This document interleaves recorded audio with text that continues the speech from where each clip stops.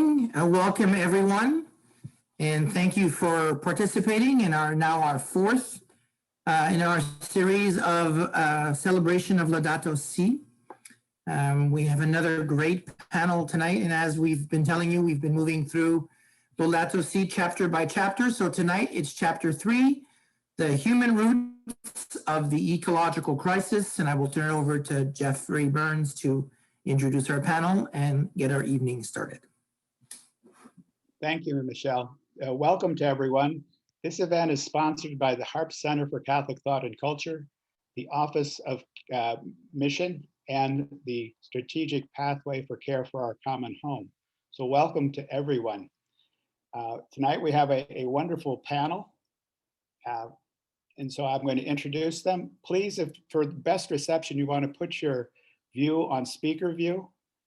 We will have each of the panelists will speak for about 10 minutes, and we will follow up with questions and answers.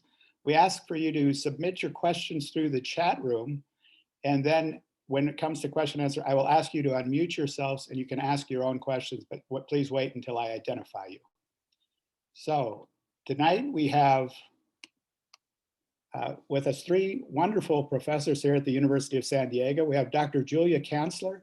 She's a Associate Professor of Sociology here. She is also co-director of USD's Environmental Integration Lab Strategic Initiative, which works to generate action around the urgent challenges of climate change and sustainability by integrating teaching, research, and student engagement on and off campus. Second, we will have Dr. Andrew Tirrell. He is an assistant professor in the Department of Political Science and International Relations. His research focuses on environmental justice, natural resource management, marine policy, and the Arctic, including research into environmental justice at the Mexico-US border, fisheries management policy, and the future of socio-ecological development. And finally, we'll have Dr. Kate DeConinck, who teaches in the Department of Theology and Religious Studies here. She is also a co-director of the Urgent Challenges Collective's Homelessness Initiative, which supports research, teaching, and advocacy work on the issue of homelessness in San Diego. So welcome to our wonderful panel, and we will begin with Dr. Cantzler. Thanks so much. Give me just a second here to share my screen and make sure everything is up and in the best possible way for you to see it. Okay.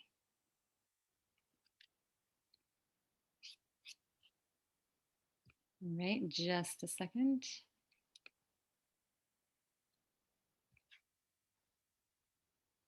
Okay.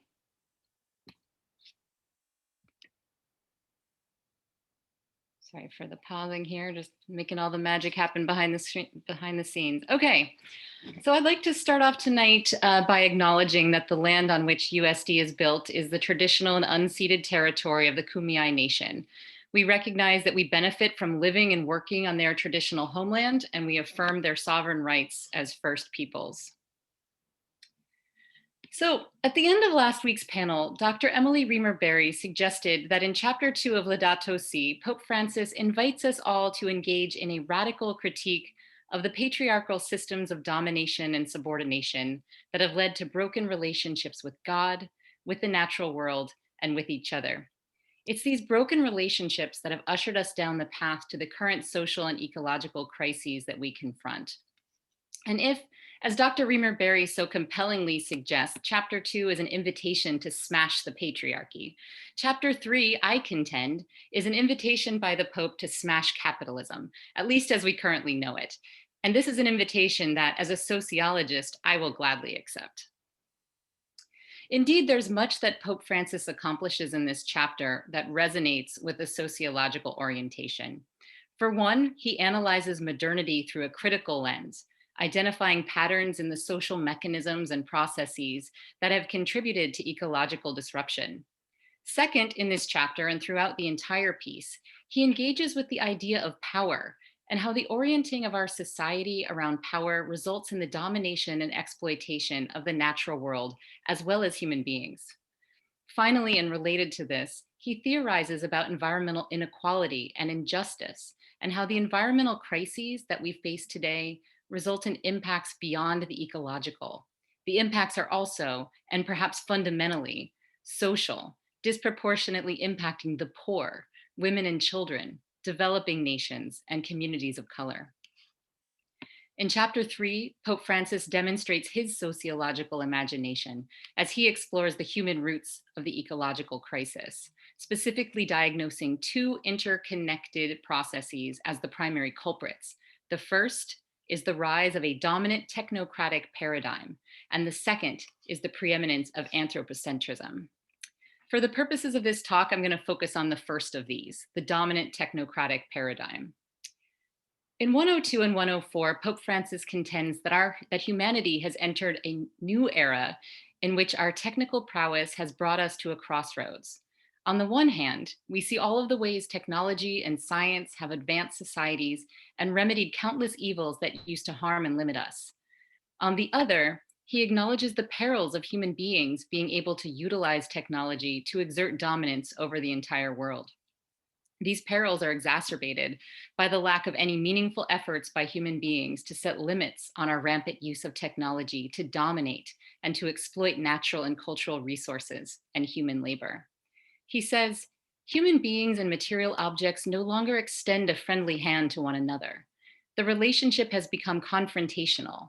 This has made it easy to accept the idea of infinite or unlimited growth, which proves so attractive to economists, financiers, and experts in technology. It is based on the lie that there is an infinite supply of the Earth's goods, and this leads to the planet having every last drop and more squeezed out of it. It's here that Pope Francis's articulation of the relationship between technology, the economy, and natural resource exploitation echoes a foundational theory of environmental sociology known as the treadmill of production. In their seminal piece, Schneeberg and Gould describe our current global economy as inherently designed to grow, to continually produce more goods and to create new consumers to consume those goods. To facilitate growth, the treadmill relies on the expansion of technological capacity in transportation, communication, and forms of production. All of these things are part of what the Pope refers to as this dominant technocratic paradigm. Technological improvements effectively speed up the treadmill by making production more efficient, which generates more profits, which are then transformed into even better technology, and the cycle continues. As it grows, however, the treadmill requires more withdrawals in the form of energy, natural resources, and human labor. It also results in the increasing generation of additions to the environment, such as industrial and consumer wastes, CO2 emissions, air and water pollution, and the like. As profits grow and technology advances, so inevitably do these withdrawals and additions.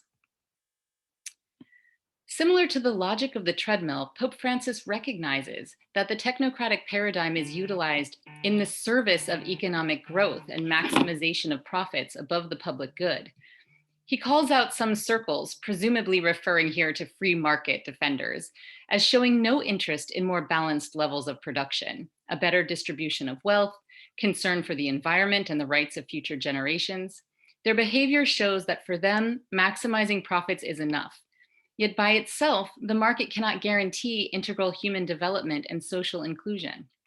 In fact, according to Schneeberg and Gould, the market, because of its inherent orientation to growth in the treadmill of production, can almost certainly guarantee unabated social and ecological disruption. Schneeberg and Gould and Pope Francis are here engaging in an explicit, and some might argue radical, critique of free market capitalism. But notably, none of them are calling for its eradication. Rather, they're simply calling out the fact that the economy is an engine that is designed to grow. And by feeding this engine with ever more fuel in the form of natural resources and human labor, it will continue to grow, consuming nature and people along the way. What's more, they reject the idea that our salvation from the perils of climate change and other socio-ecological disasters will be generated within the free market. Pope Francis notes in 109, some circles maintain that current economies and technology will solve environmental problems and argue in popular and non-technical terms that the problems of global hunger and poverty will resolve simply by market growth. He dismisses this logic, as do Schneeberg and Gould, who point out that the technological capacity to meet basic human needs around the world has long existed, and yet Famine persists in the developing world, while food waste in the developed world has reached unprecedented levels. No, the free market alone cannot solve these problems. Instead, we must rein in the market by imposing limits on unchecked economic growth for growth's sake. And indeed, we see examples of this percolating up around the world. In New Zealand, for example, social well-being has replaced the GDP as the primary indicator of social success.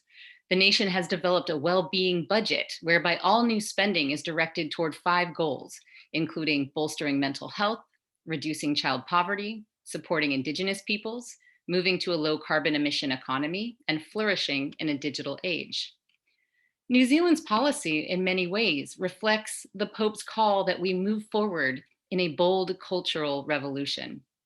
In 111, Pope Francis states, there needs to be a distinctive way of doing things, a way of thinking, policies, an education program, a lifestyle, and a spirituality which together generate resistance to the assault of the technocratic paradigm.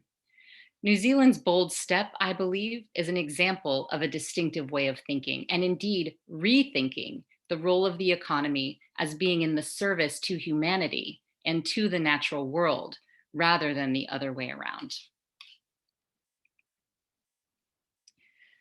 For being such a diagnostic chapter, Pope Francis does provide a prognosis for moving forward, and again, he does so by using his sociological imagination. In 110, he observes that the specialization which belongs to technology makes it difficult to see the larger picture. The fragmentation of knowledge process is helpful for concrete applications, but it leads to a gradual loss of appreciation for the whole, for the relationships between things, and for the broader horizon, which then becomes irrelevant. This very fact makes it hard to find adequate ways of solving the more complex problems of today's world, particularly those regarding the environment and the poor. These problems cannot be dealt with from a single perspective or from a single set of interests. Here, Pope Francis is theorizing that as human beings become more specialized in our knowledge and in our social roles, we become more divorced from the big picture, from our relationship with the natural world, and from the ethical and relational bonds that bind us to each other. This fragmentation has contributed to our contemporary social and ecological ailments, including, in his own words, environmental degradation, anxiety, a loss of the sense of life and of living together. Yes, as the Pope illustrates in this chapter, the roots of our current ecological crises are human ones. But as he also reveals, the solutions are as well. And these solutions require that human beings get back to their roots, to the very roots that connect people to the earth and to each other. We must build an ecological culture that recognizes and values this interconnectedness. It must resist anthropocentrism by acknowledging the inherent value of the natural world and place its needs on par with humanity. It must reject the tendency to construct hierarchies between human beings and the natural world and between human beings themselves. It must embrace a diversity of voices, perspectives, and ways of knowing. No one person or group of people can comprehend the entire picture or the complexity of the challenges we face. Our best chance is to address these challenges together and to do so in a way that truly integrates our collective wisdom, as well as the slow and deliberate wisdom of nature itself. Thank you very much. I look forward to taking your questions at the end.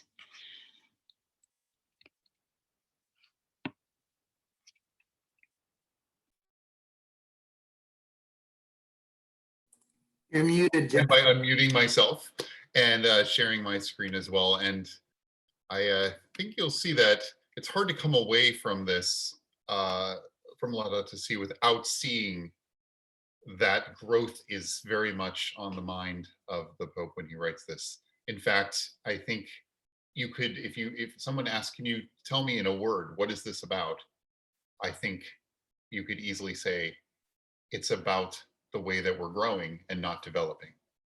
And so I'm going to start, and you'll have to forgive me for jumping a bit ahead. I know we're supposed to be in chapter 3, but I couldn't help but pull out this particular section 194 to look at. And I'll just read it here. Frequently, in fact, people's quality of life actually diminishes by the deterioration of the environment, the low quality of food, or the depletion of resources in the midst of economic growth. in this context, talk of sustainable growth usually becomes a way of distracting attention and offering excuses. It absorbs the language and values of ecology into the categories of finance and technocracy, very much what Dr. Cantzler was talking about. And the social and environmental responsibility of businesses often gets reduced to a series of marketing and image enhancing measures. And I want to, in particular, draw our focus to the intergenerational aspects of this. So when we talk about the problems of growth, or when the Pope talks about the problems of growth, we can imagine that he's talking about the fact that he's making things worse for people now. And indeed, that's true, especially the most marginalized people on Earth. But I think we should also remember that there is an explicit intergenerational aspect to this from his perspective. And that is, we are not only making things worse for ourselves, something that, and I always like to try to bring this, the words of Laudato Si into conversation with the academic literature on the subject. So in the words of Herman Daly, we have uneconomic growth. When we grow the economy now, meaning we actually are worse off. For every dollar we generate more expenses in terms of natural disasters, in terms of people going hungry, in terms of social problems that are caused by the way we are generating economic growth. But it's not just that, it's what that's doing to the future. In a sense, we are borrowing from the future to make ourselves worse off now, which is mind-blowing when you think about it. We are accepting that the world will be worse for our children and grandchildren in order to make the world a little bit worse for the most marginalized people now, and maybe a tiny bit better for the wealthiest people now, although many of those people are so wealthy that they can't even appreciate any marginal gains due to this economic growth. And when you compare this to all the way back now, it's been, what is it, almost 25 years ago. It's hard to believe that we've been working on this problem for so long and we've accomplished so little. But our common future, sometimes known as the Brundtland Report, defines sustainable development as development that meets the needs of the present without compromising the ability of future generations to meet their own needs. We declared that to be a goal of how we develop, but we just never took any action to achieve that goal. We are still developing in a way that neither meets our present needs nor meets future needs. In fact, it creates a greater gap between what people will live in the future and being able to meet the needs of those future generations. So it's very disappointing that we find ourselves here after nearly 25 years of having this definition that is supposed to guide us. And I think Laudato Si very much is tuned into the fact that we are doing damage both in the short term and in the long run. It's actually amazing how we could possibly be living through this and not realizing it. I often think about how future generations will look back and think, how in the world did they not see what was happening? In the way that we look back on cultures that have faced a big crisis and done very little to meet the challenge, here we are. We're the world culture, and actually I think we should lay much of the blame at the feet of the developed world that has so many resources, failing to meet the challenge. And it's right in front of us, and we've had a definition to work with. We've had scientific reports to guide us. We've had now world leaders, including the leader of the Catholic Church, saying we are in a crisis, and here we are carrying on. And so I want to try to bring this, as I said, into conversation with how folks in the field might talk about this. And they would talk about this as a couple of dichotomies. One is growth versus development. Herman Daly, he referred to sustainable growth as an impossibility theorem.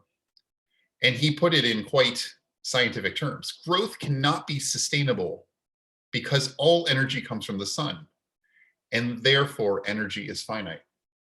So how could you sustain growth at least forever? Totally impossible, right? There is some limit to the energy that is produced. Now that could change. We could find a way of making energy that doesn't come from the sun, but as it is now, solar energy obviously does. Wind energy is caused by heat differentials coming from the sun.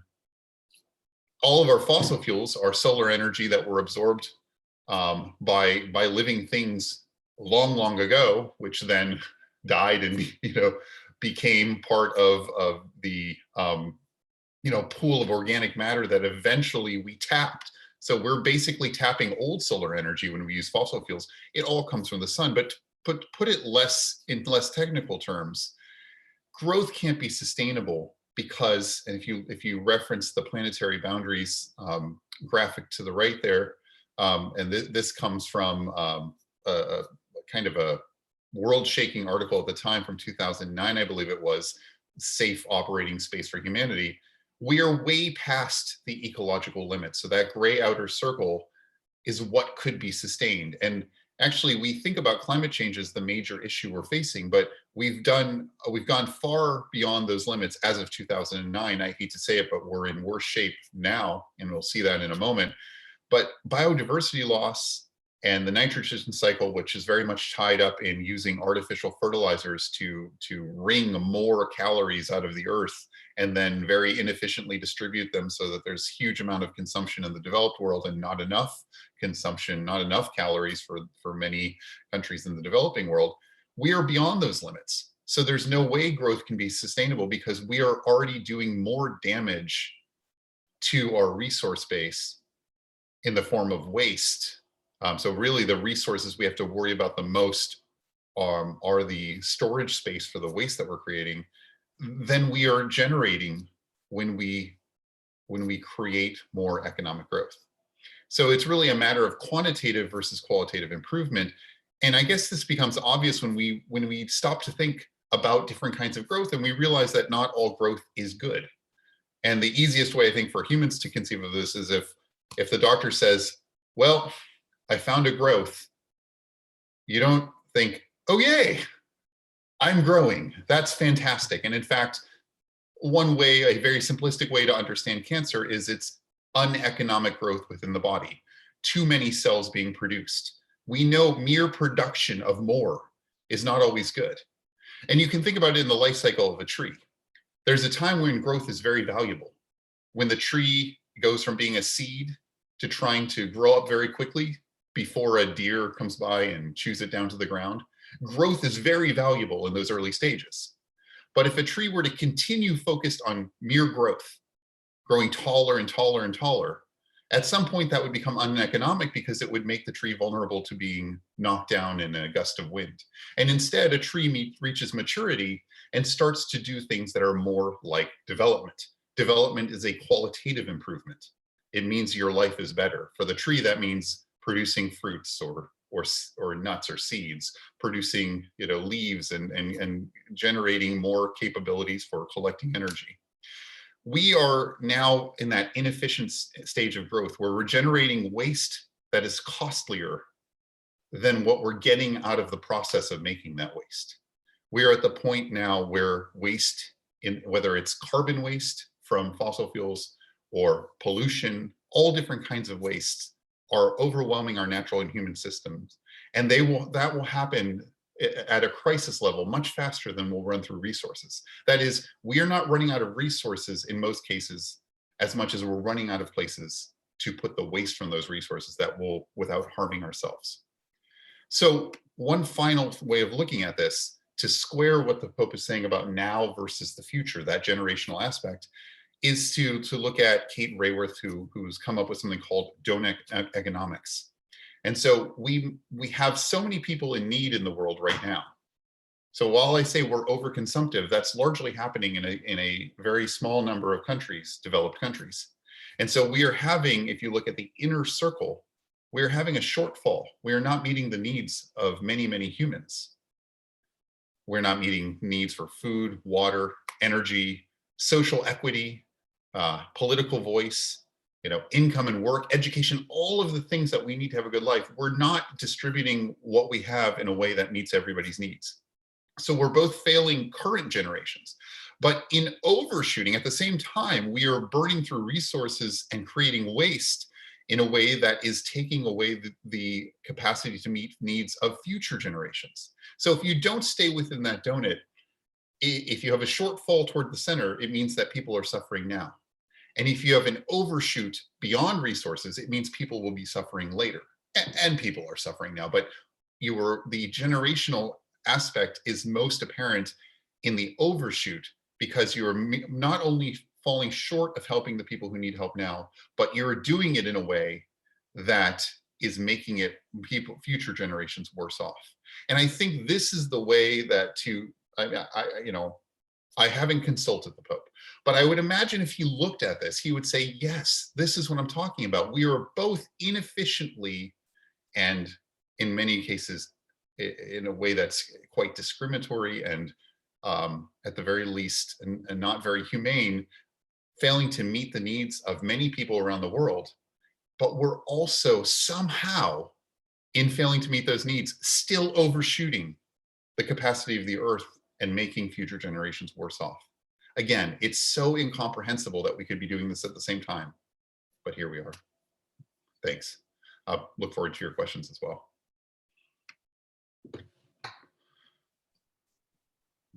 All right, I think it's time for me.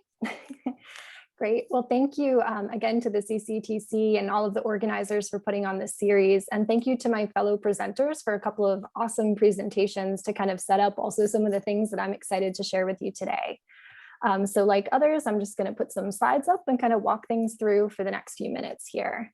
So what I would really like to spend my time talking with all of you about tonight is thinking about how the material in chapter 3 of Laudato Si intersects with the work that I do on the issue of homelessness. And more specifically, what I'm hoping to cover in the next few minutes, we'll see how far we get here, is to think about how Pope Francis's framing of this idea of practical relativism contributes to this idea of the throwaway culture. How this also leads to the objectification of both people and the earth. And this includes seeing some individuals and some community members as disposable themselves, such as people experiencing homelessness in San Diego and more broadly in our world today.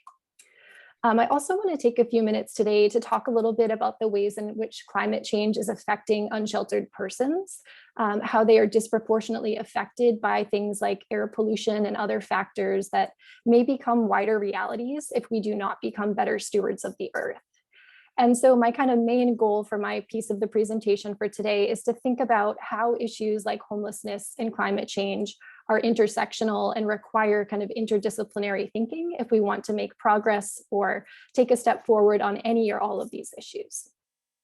Okay, so to go from here, I wanted to start again by building off of this idea of the technocratic paradigm that Dr. Cantzler beautifully kind of described for us, so I don't need to rehash that. But this first quote that I have from Laudato Si, when human beings place themselves at the center, they give absolute priority to immediate convenience and all else becomes relative. Hence, we should not be surprised to find, in conjunction with the omnipresent technocratic paradigm and the cults of unlimited power, the rise of a relativism which sees everything as irrelevant unless it serves one's own immediate interests. So here we're thinking about how, shifting ways of being in our society are creating a culture that's increasingly focused on the me, focused on the personal priorities and the ways that we at least think we can better our personal lives, and pushing to the periphery or pushing out of the top priority list, anything that doesn't kind of personally serve the immediate good of ourselves. And Pope Francis ties this in a lot of ways to this idea of the throwaway culture. He writes about this in parts of Laudato Si. He's also spoken about this in a whole bunch of interviews over the past few years, this idea of the throwaway culture. I have a quote on the slide here from an interview that he did with Commonweal in April of 2020 in the midst of the pandemic, where he says, "We're realizing that all of our thinking, like it or not, has been shaped around the economy. In the world of finance, it has seemed normal to sacrifice people, to practice a politics of the throwaway culture. Right now, in the midst of the pandemic, the homeless continue to be homeless. And he actually goes on, if you were to read the full interview, to talk about Las Vegas as a specific example of this. In April of last year, he was reading news reports about how there are all of these empty hotel rooms and spaces just sitting totally vacant, while there are people who have inadequate or just no shelter whatsoever in Las Vegas, and saying that's a problem, right?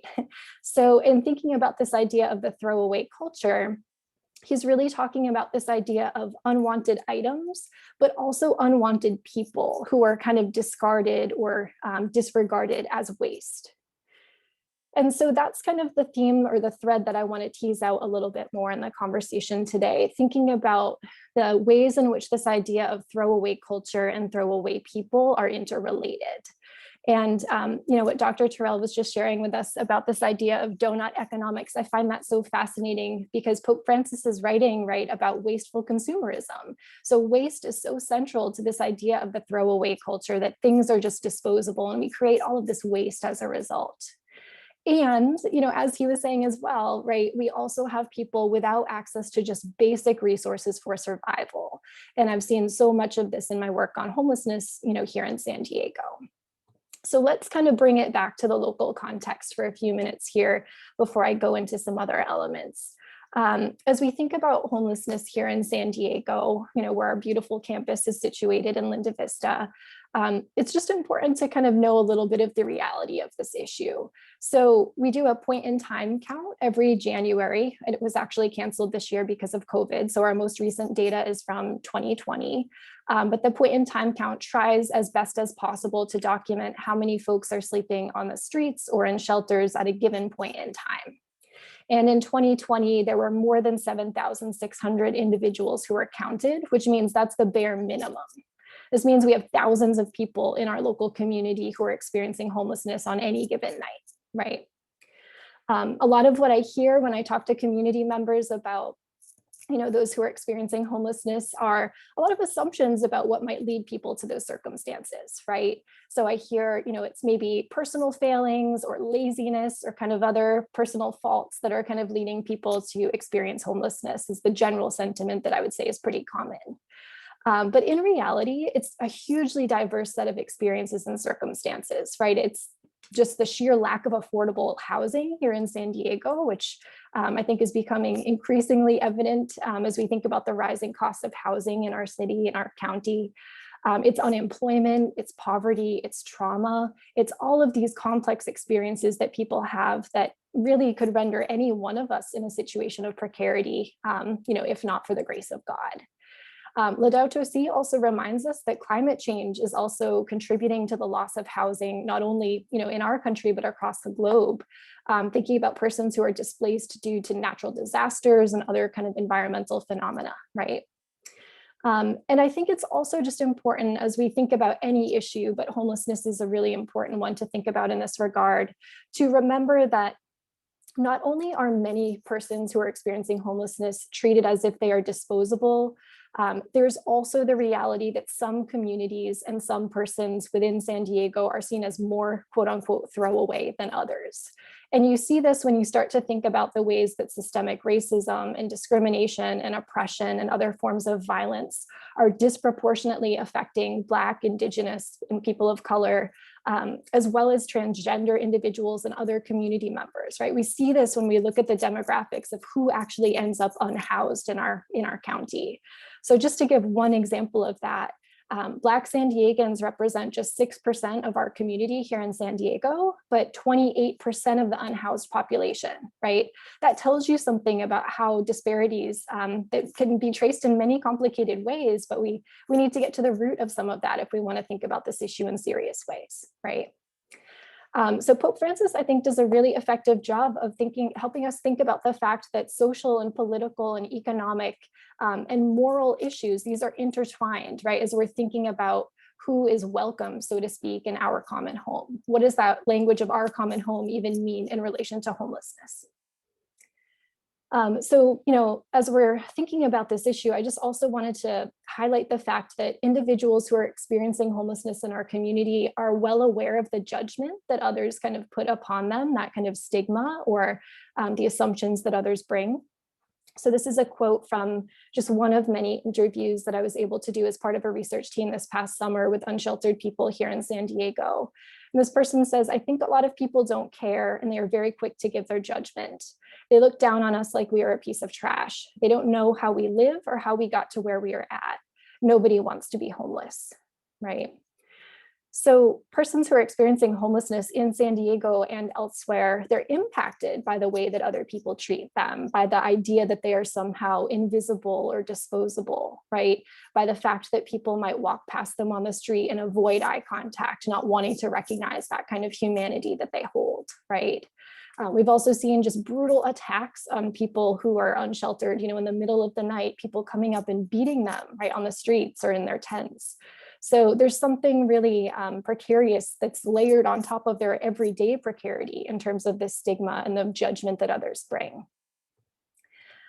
There is a quote from Laudato Si that I didn't put up on the screen, but I think it's really central as we think about how is this starting to connect with the realities of climate change and other issues, right?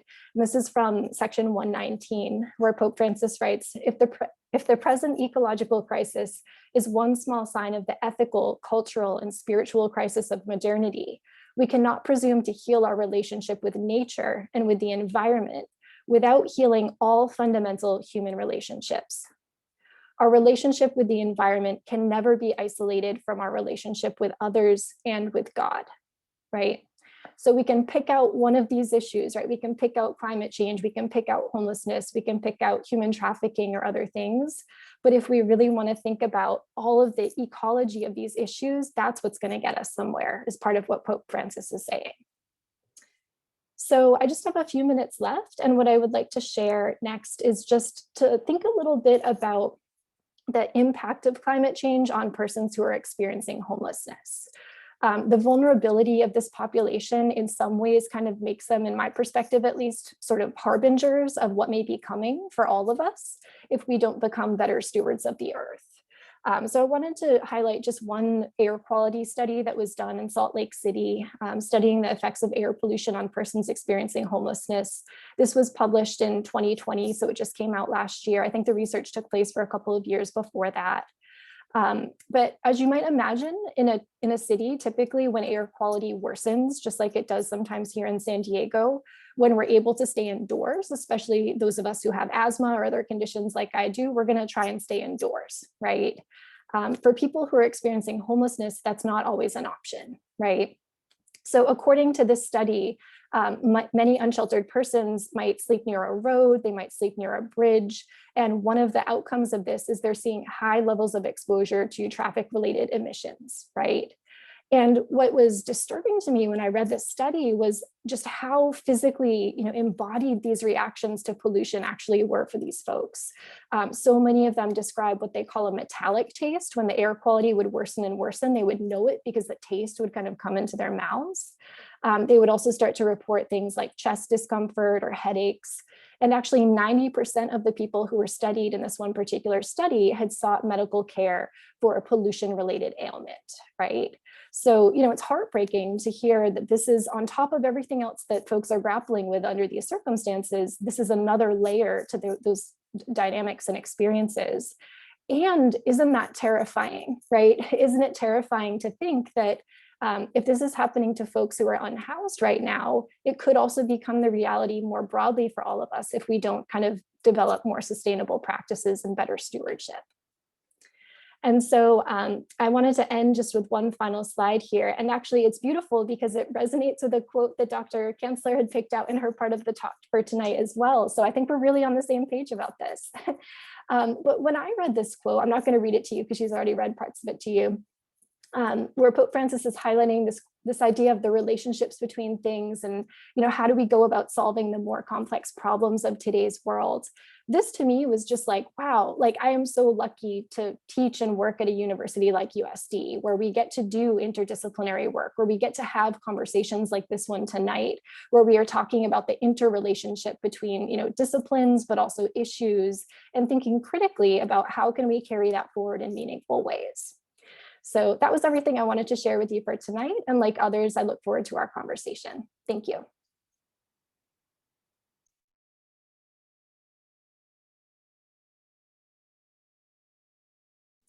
Unmute yourself, Jeff. Thank you.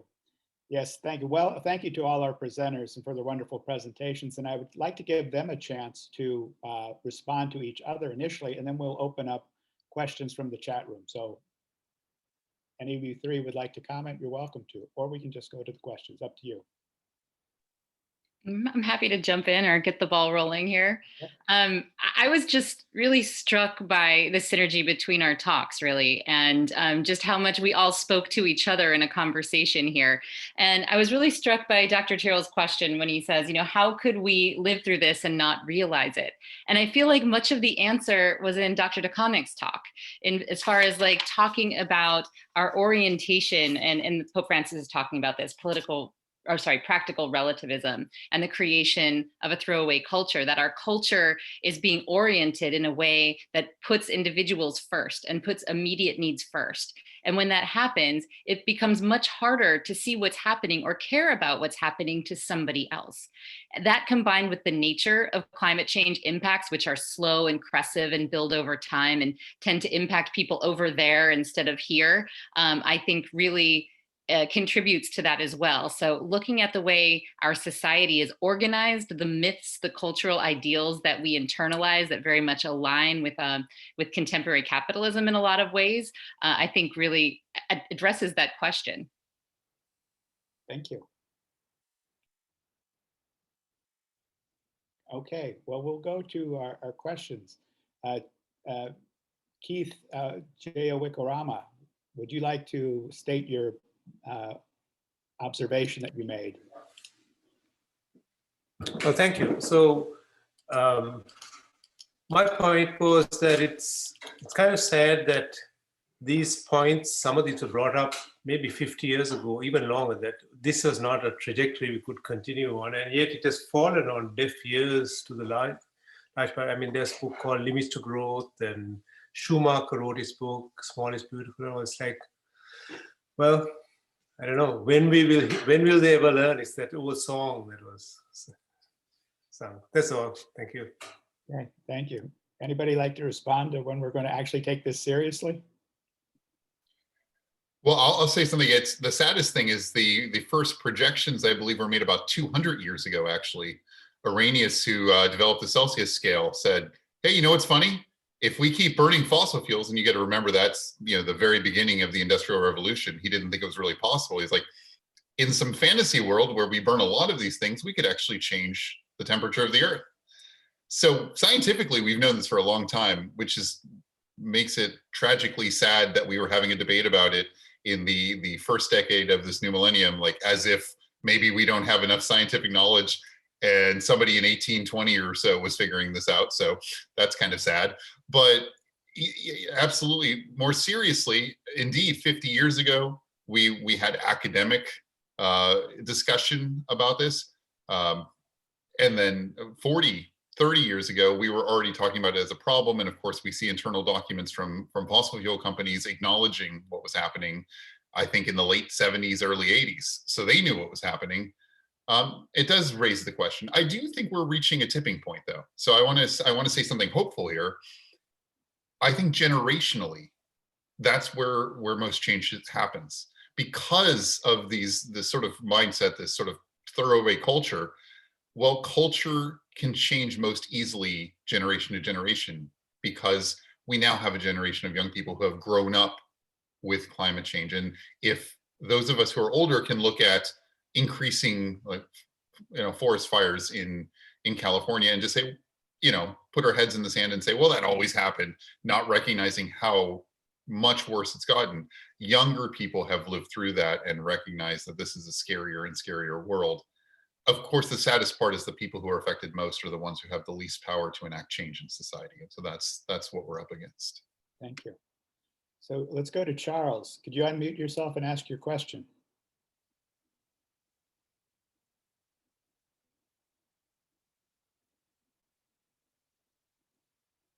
Okay, well, I'll ask Charles this question for him then. He says that all the speakers point to the limits of current analysis, capitalism, growth, impacts, but is not the lack of appreciation of ecological systems basic to current mistaken ideas? I think that's what we were addressing there just momentarily.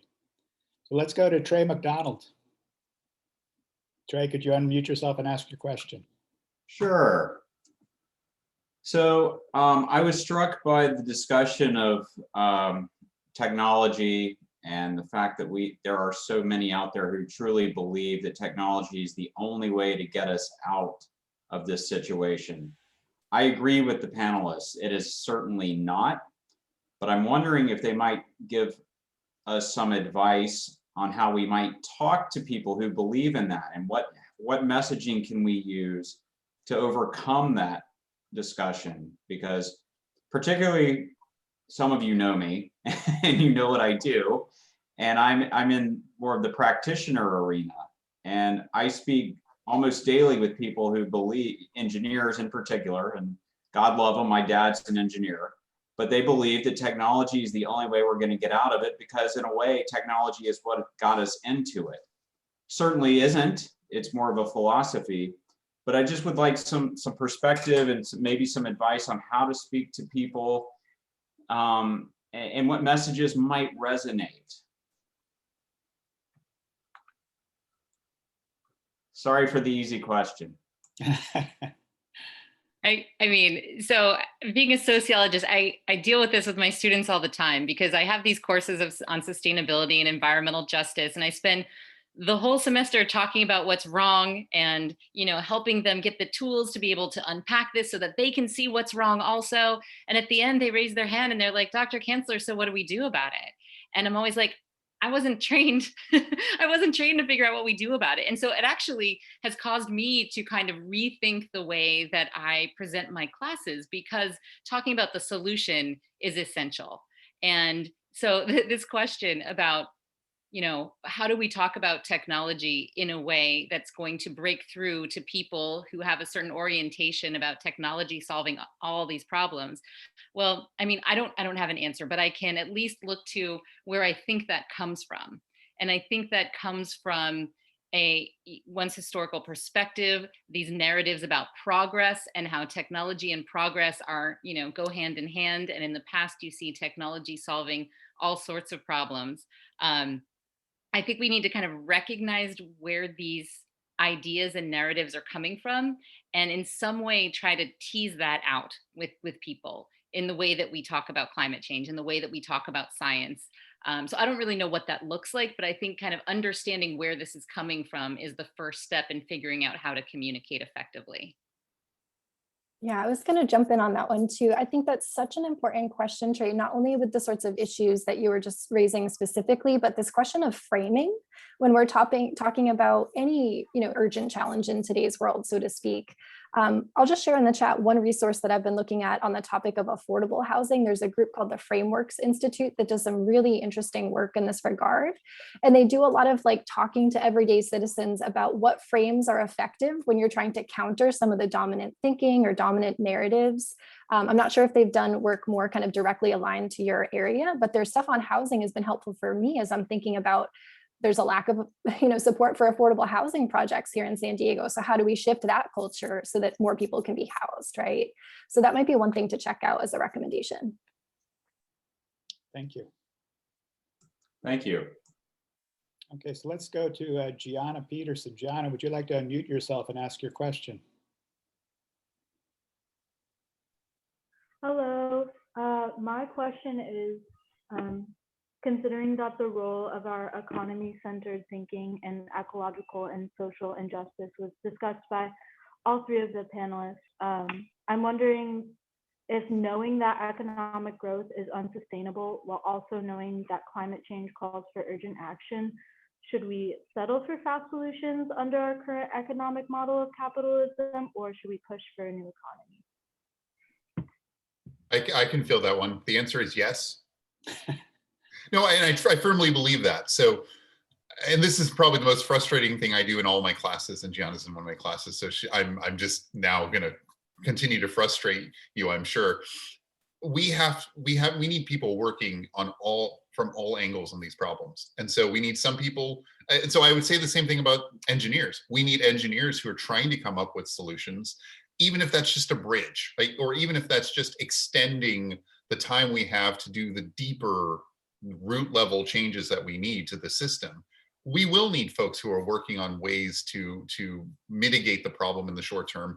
We will need people who are working within the system to try to make it as good as possible, even if we ultimately know it's not going to cut it for the long run, because it will take some time. And so for folks, students often ask me, well, should I try to work from within, go work in the private sector, or should I go to an NGO or go to the government? And the answer is whatever you feel like your talents could be best applied to, you should do, because we need all of those people. We need all of those kinds of actions. And so we need people doing those things at the same time. And hopefully we're meeting somewhere in the middle. That's what I would say. Thank you. So we'll go to Dr. Andy Allen now. Dr. Allen, would you unmute yourself and ask your question?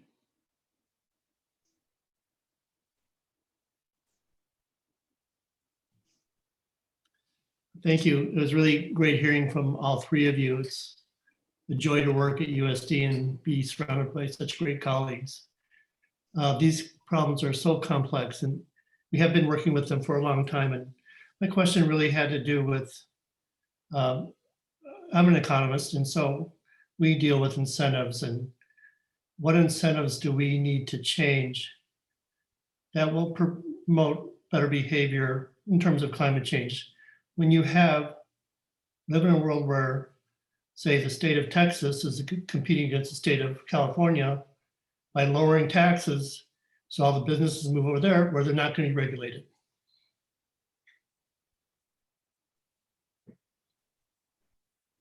I'm just saying it's hard.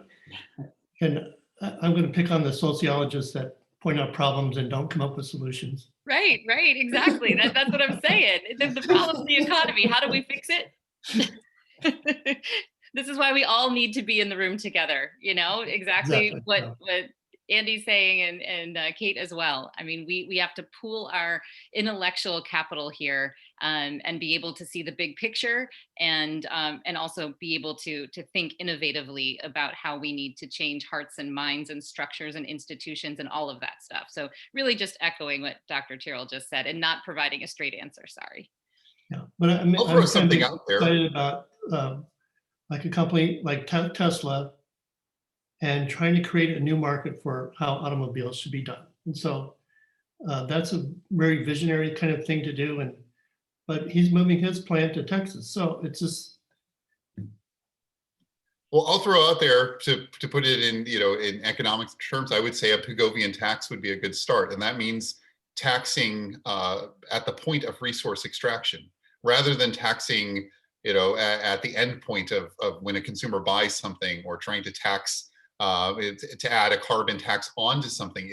If we actually built it into the system from the point of extraction, then we could get the prices better, hopefully right at some point, and there wouldn't be perverse incentives, right? I think a first step would get rid of the perverse incentives to exploit resources in a way that treats the waste that we create as free. Right now, we basically say if it goes into the air, into the atmosphere, it's more or less free, and you don't have any incurred costs. If we change that, at least that would be built into the system, and we would allow electric vehicles to compete with gas-powered vehicles on equal terms, rather than having to produce artificial incentives like a rebate or something like that. That's happening at the end, right? Rather than making electric vehicles cheaper, we should have built in the actual cost of gas-powered vehicles. In the same way, a pound of beef should build in the water costs and the climate costs. Build it in at first, rather than trying to hit it at the end when it's too little too late. That's one thing I'd say from it. Just, I'm not an economist, but that's where I'd start at least. Thank you. Let's go to the Association of U.S. Catholic Priests. Could you unmute yourself and ask your question or make your comment?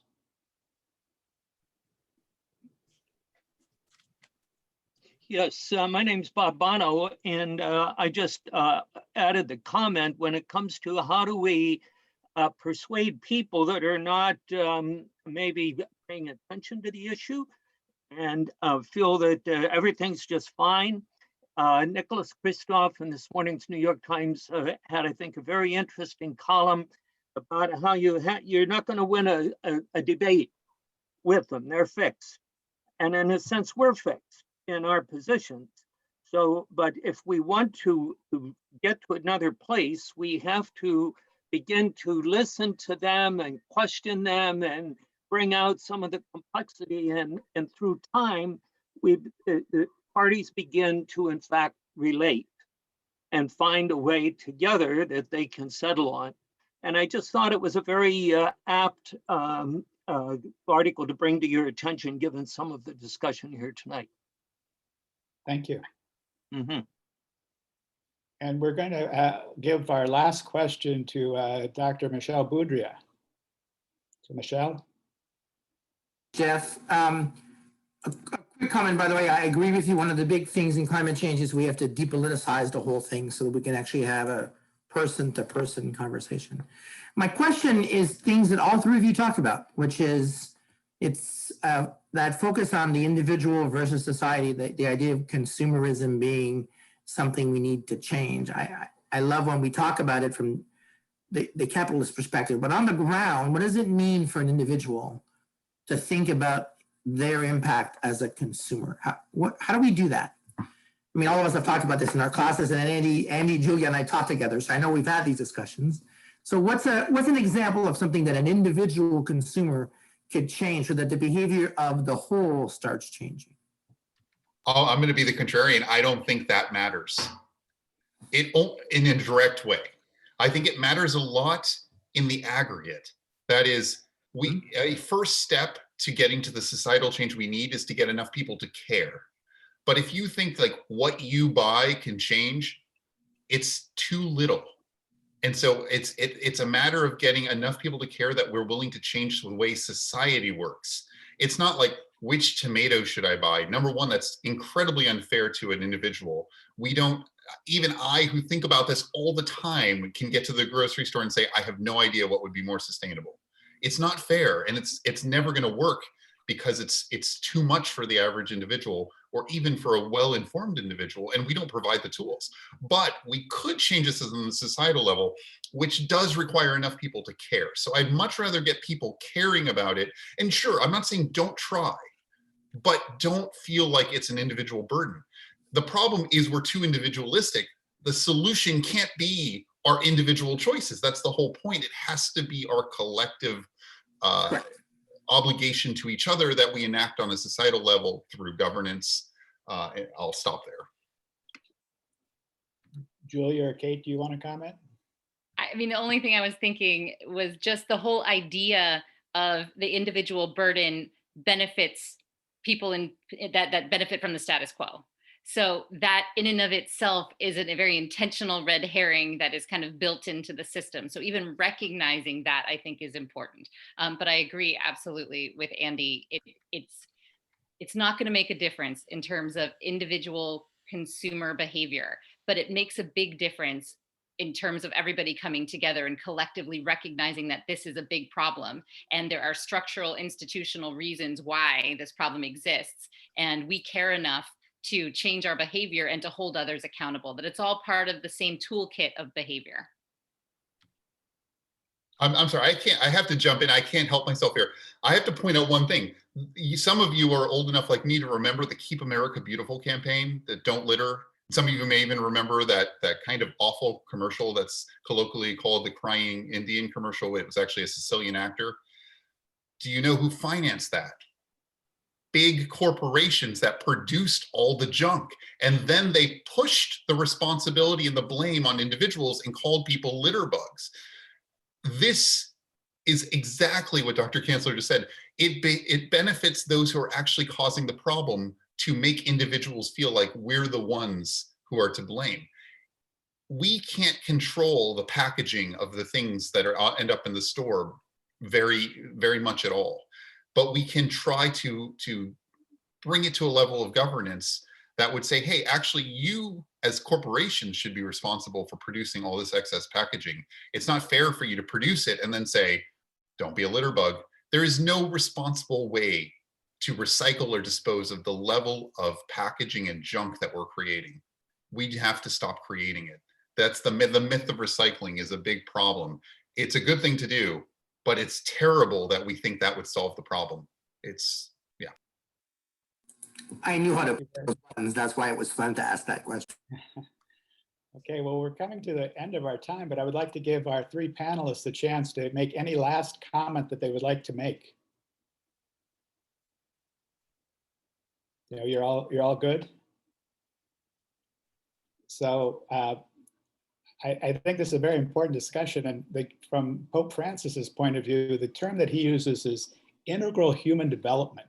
I think that encapsulates what all of you were talking about tonight, the need for that, and that it encompasses so many different dimensions of human life, but it's the only way out.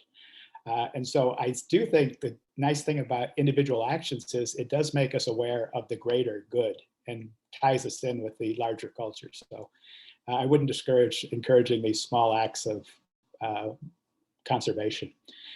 Okay, let us go to Dr. Mark Peters, our Director of the Office of Mission. So Mark, are you there? Sure am. Thanks, Jeff.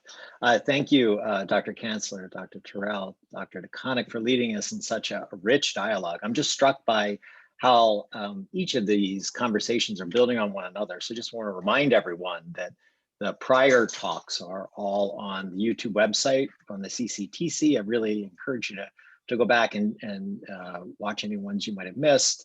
Wanted to let you know what's coming up next. We will be, we're taking these chapters sequentially. So next week, we're gonna look at integral ecology as Jeff was suggesting, you know, an appropriate sort of follow-up to our discussion on the human roots of the crisis. You know, I just wanted to share one thought, if I may. I'm just struck by, you know, the globalization of the technocratic paradigm and this sort of misplaced faith in some market fundamentalism or even some techno utopia that's going to solve this. It really comes back to ecological conversion. We're talking, we need systemic change and we need individual hearts to change too. Of course, you'd expect that from the guy in mission and ministry to say, but that's what, that's nothing less than what Pope Francis is calling us to. So I hope you'll be able to join us next week as we continue to explore this complex and crucial topic. And once again, thanks for being here, and thanks again for our wonderful panelists and for all those who offer questions and comments.